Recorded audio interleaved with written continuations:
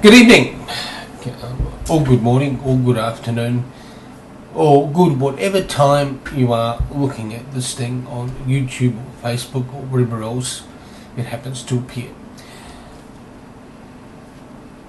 Today is the day after Bruce Springsteen wrapped up what has been a phenomenal tour in Australia. So I thought I'd share a couple of things with you that are still in the back of my mind. And one of the things is the manner in which artists go back and look at things that they may have left behind from sessions, and they revisit pieces of their work.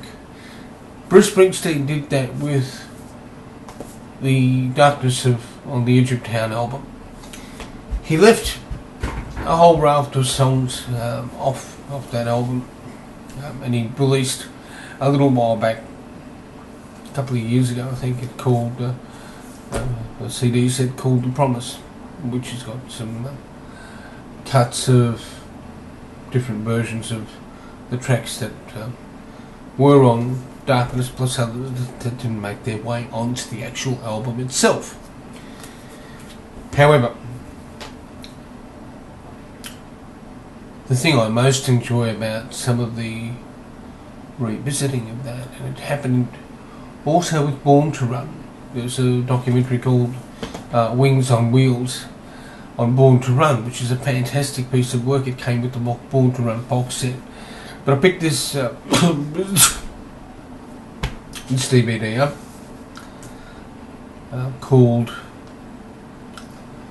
effectively called The Promise, The Making of Darkness on the Edge of Town. It is worth, anyone that's a Springsteen fan or music fan, it's worth looking at how the album was actually made.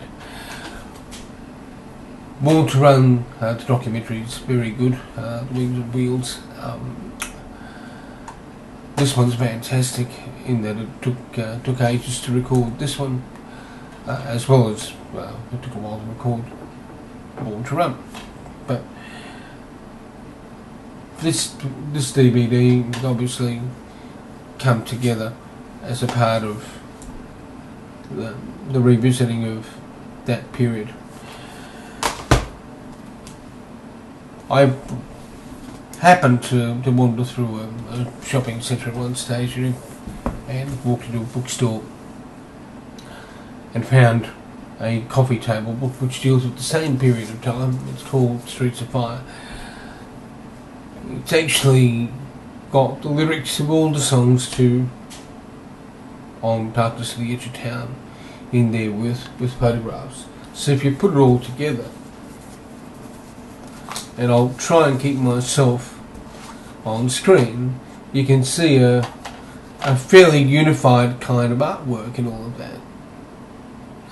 It's a certain branding, a certain atmosphere that people have wanted to create with Darkness on the Edge of Town and the revisitation of that period of Springsteen's career. A couple of other points I'll make with in relation to that phenomenal artist who's about to leave our shores. Diversity. In the past month, almost a month, we've seen him tackle Australian classics as well as tackle his own material. For someone who isn't a native Australian to be able to look at and pay homage to the Easy Beats, to INXS, to the Saints, to AC/DC, and also the Bee Gees, it's just unbelievable. Diversity.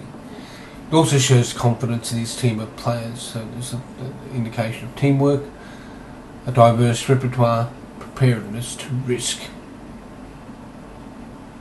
That's key, preparedness to risk in front of the audience. If you're able to do that as a performer,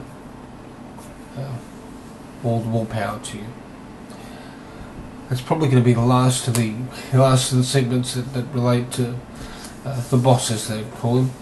But there will be other things that I mentioned in the coming months when things arise. But in the meantime, stay safe, look after each other. And I'll catch you again shortly.